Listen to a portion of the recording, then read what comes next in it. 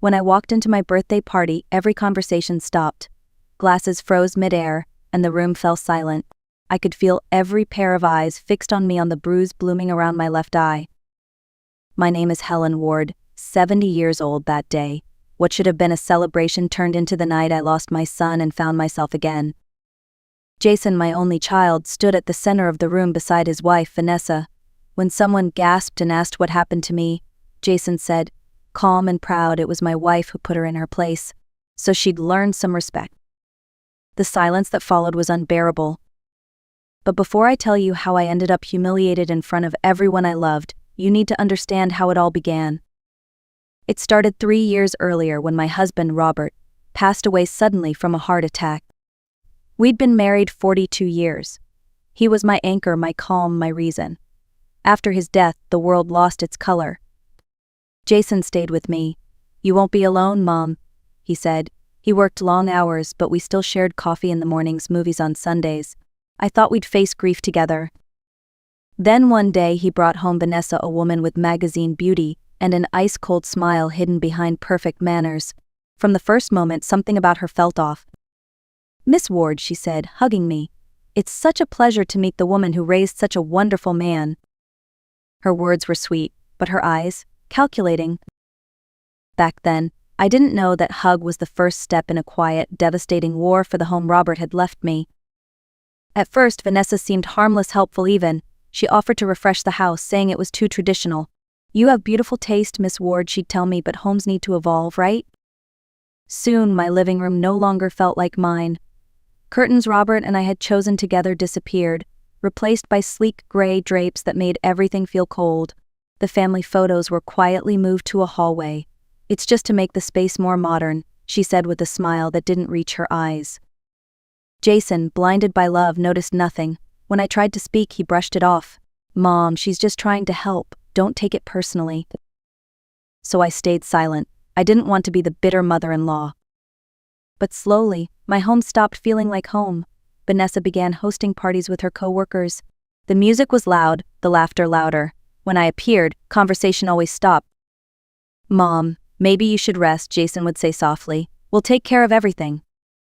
And I'd go upstairs, my chest tight, pretending I didn't hear them laugh after I left. Then came the whispers. One night, I overheard Vanessa telling Jason, your mom's getting older.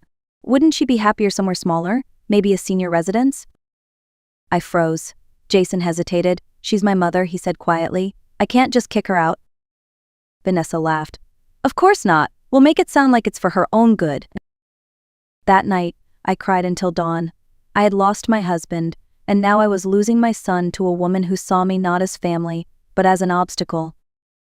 And deep down, I knew something worse was coming, because when greed enters a home, love doesn't stand a chance. Months passed, and my world kept shrinking. Vanessa's perfume lingered in every room. Her shoes cluttered the hallway. Her laughter echoed down the stairs like I was a guest in my own home. Jason worked longer hours, leaving before dawn and returning after dark. He no longer ate with me. They dined behind closed doors, their laughter muffled but unmistakable. My son was slipping away, one silent dinner at a time. When I tried to talk to him, he'd sigh. Mom, please stop overthinking. You and Vanessa just need time. Time. That word became a wall between us. One evening, Vanessa came into the kitchen while I was cooking Jason's favorite meal, chicken stew, the recipe Robert loved. She wrinkled her nose. This smell sticks to everything, she said. Maybe use this candle afterward. She placed an expensive aromatherapy candle on the counter as if I were her maid. The next morning, I found a list taped to the fridge. Don't use the washer after 7 p.m. Knock before entering the living room. Avoid heavy cooking on weekdays. Rules. In my own house. I wanted to scream, but I didn't. Because my Jason was still smiling at her like she hung the moon. Then, one evening, I overheard them again. She's stubborn, Vanessa said. If she refuses to move, maybe we can sell the house anyway. You're the heir, aren't you? My heart stopped. Jason's voice was faint. I guess, but that's not right. Vanessa's tone turned soft, poisonous. It's not about right or wrong, Jason. It's about starting our life together. That was the night I realized love wasn't blinding my son anymore, it was blinding me. I had spent months hoping he'd protect me, but now I needed to protect myself. It happened 2 days before my 70th birthday. I was upstairs folding laundry when I heard footsteps in my room. Vanessa stood by my dresser, holding my jewelry box, the small wooden chest Robert had given me on our 10th anniversary. "What are you doing?" I asked, trying to keep my voice calm. She turned, her expression cool. "Just looking. These pieces must be worth something." I crossed the room and took it from her hands. "You have no right to touch my things." Her smile widened, sharp and cruel. "Relax, Helen. I wasn't stealing. But if you ever sell them, maybe you can help with the kitchen renovation. We could finally modernize this place." "This house doesn't need your touch," I said firmly. She stepped closer. "You keep saying your house, your room? But it's not really. It's ours now." "Oh."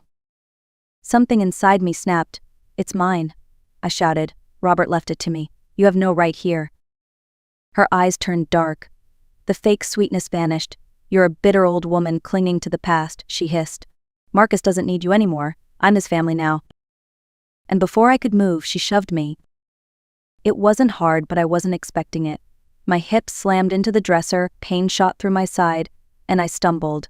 My head hit the corner of the nightstand. White light exploded in my vision. Warm blood trickled down my face. Vanessa stared for a second, then said coldly, "You tripped. You're old and clumsy. Remember that." She walked out, closing the door behind her. I sat there on the floor, shaking, tasting blood and disbelief. The physical pain was nothing compared to what came next, the realization that the woman my son loved had just declared war. The bruise around my eye darkened fast. I tried to hide it with makeup, but nothing could mask the swelling or the ache beneath my skin. I thought about staying upstairs for the rest of the night, skipping the party Vanessa had planned, but it was my birthday, my house, my life. I refused to let her take that too. When I walked down the stairs, the room went silent. Every conversation died mid-sentence.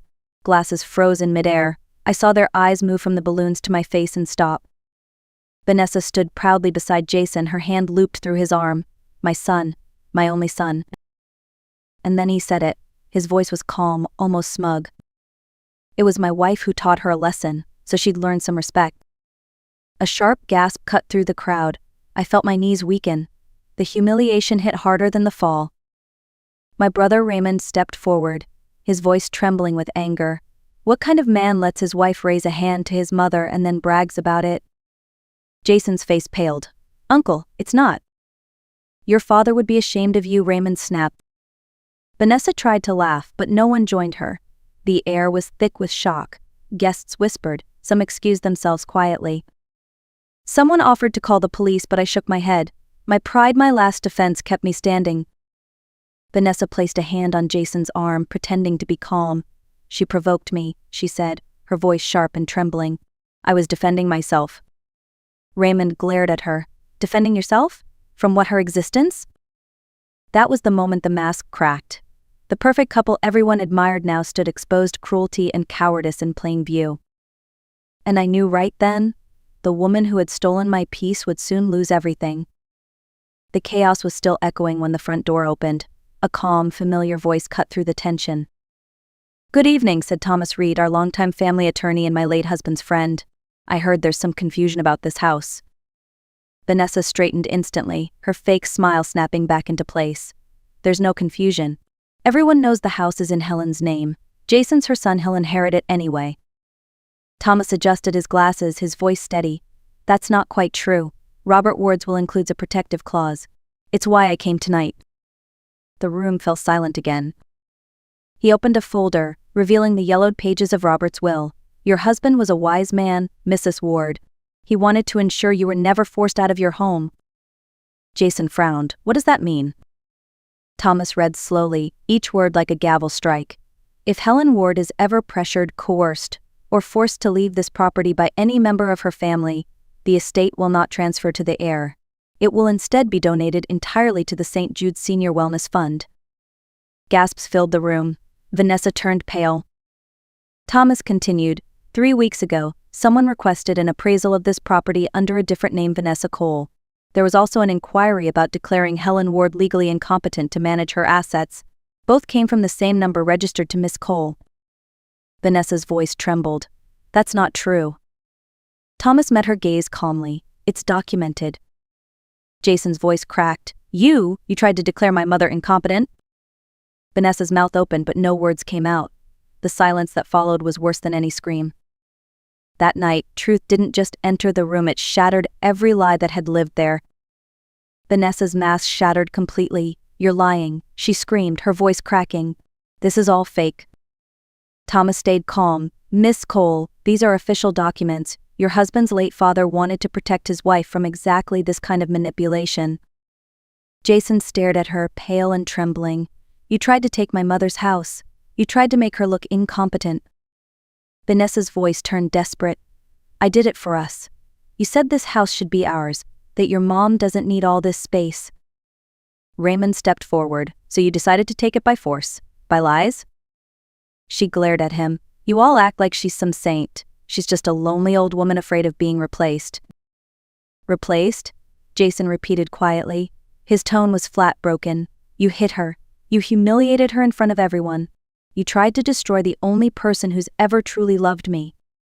Vanessa's tears came then, but they weren't remorse, they were rage. You're pathetic, she spat. Both of you deserve to rot in this miserable house. Thomas closed the folder. Mrs. Ward, you are fully protected by law. If either of them continue to pressure you, the property will transfer directly to charity. Your husband made sure of that.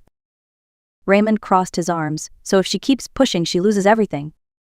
Jason turned to Vanessa, eyes hollow. Pack your things. She laughed bitterly. You're really choosing her over me? Jason's answer was quiet but final. No, I'm choosing what's right. And just like that, Vanessa's empire of manipulation crumbled. Her charm, her power, her mask all gone. She left that night, slamming the door behind her, unaware that it was the last time she'd ever set foot in this house. When the door slammed shut behind her, the sound echoed through every room like thunder after a long storm. For the first time in months, the house was silent, no perfume, no laughter, no rules taped to the fridge. Just quiet. Jason stood in the middle of the living room, staring at the floor. He looked like a boy again, lost, ashamed, small. Mom, he whispered, I don't know how I let this happen. I thought I was protecting my marriage, but I was destroying you. I wanted to comfort him, but the hurt was too deep. You didn't just destroy me, Jason, I said softly. You destroyed what we had. Tears filled his eyes. You're right. I failed you. Raymond spoke from behind me, his voice steady. Helen needs peace now. Let her breathe. You should stay somewhere else for a while. Jason turned to me, pleading. Mom, please don't send me away. I can't lose you too. My chest ached, but I knew what I had to do. Jason, I love you, I said quietly. But I need space to heal. For now, you have to go. He nodded slowly, tears falling. I understand. When he hugged me goodbye, it was the kind of embrace that carries both love and regret. Later that night, I stood by the window and watched his car disappear down the street. For the first time in a long while, I wasn't afraid of being alone. The house that had been my prison now felt like mine again. Not because Vanessa was gone, but because I had finally chosen myself. And though the air still smelled faintly of the storm she left behind, I could feel something new beginning to bloom, peace. Days passed in a blur of quiet mornings and long nights. The bruise around my eye faded, but the ache inside didn't. Raymond stayed with me for a few days, cooking, talking, and reminding me that I wasn't alone. Then one evening the phone rang. It was Jason. His voice trembled. Mom, please listen. I hired a private investigator. I needed to know who Vanessa really was. My heart pounded as he spoke. She's done this before. Twice, both times to older men with property. She married them, drained their accounts, then left before anyone could stop her. She has gambling debts, Mom, tens of thousands of dollars. The silence on the line was heavy. Jason's voice cracked. She never loved me. She just wanted what Dad built for you. I was blind and I let her turn me against you. Tears filled my eyes, not just for the betrayal, but for my son's brokenness. Jason, I whispered, you can't undo the past, but you can choose what kind of man you'll be next. He came the next day, standing at my doorway like a boy asking forgiveness. He looked thinner, humbled. We sat in the garden Robert had planted, where the roses were just beginning to bloom again. I started therapy, he said quietly. The counselor says what Vanessa did was manipulation, gaslighting, but she couldn't have succeeded if I hadn't wanted to believe her. I nodded. That's how control works. It doesn't take your strength all at once. It takes it piece by piece until you forget who you are. Jason looked at me, tears brimming. Can you forgive me?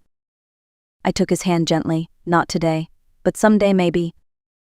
And for the first time since the chaos began, I believed both of us might heal. 2 years passed. The house that once echoed with tension was alive again. Light poured through the same windows Vanessa once called outdated, and laughter replaced the silence she left behind. Jason changed too. He rebuilt his life slowly: therapy, work, reflection. Each visit, he came a little stronger, a little more like the man I'd raised. One afternoon, he arrived with someone new: Claire, a gentle-eyed schoolteacher who smiled with genuine warmth. "Miss Ward," she said, shaking my hand, "Jason's told me so much about you. I hope you don't mind me being here." "I don't mind at all," I said, and I meant it. Over lunch, she asked about Robert's garden, about my roses, about life, not money, not property. For the first time in years, I felt safe sharing my table with someone new. Weeks later, Jason asked me to sit on the porch. "Mom," he said, "I asked Claire to marry me. But before we plan anything, she wants a prenup. She said she doesn't want a penny that isn't hers." Tears filled my eyes, not from sadness but relief. "You have my blessing," I told him. The wedding was small and beautiful, surrounded by people who had survived storms of their own. During his vows, Jason's voice trembled. "I've learned that love without respect isn't love, it's control. And family without honesty isn't family, it's a prison." That night, sitting alone on my porch under the stars, I whispered to the memory of Robert, "You were right. You built this house to protect us, and it did." Because sometimes strength isn't in fighting, it's in standing firm, quietly, until truth does the talking for you. And peace. Peace is the most beautiful revenge there is. The auditorium buzzed with excitement as proud families filled the rows.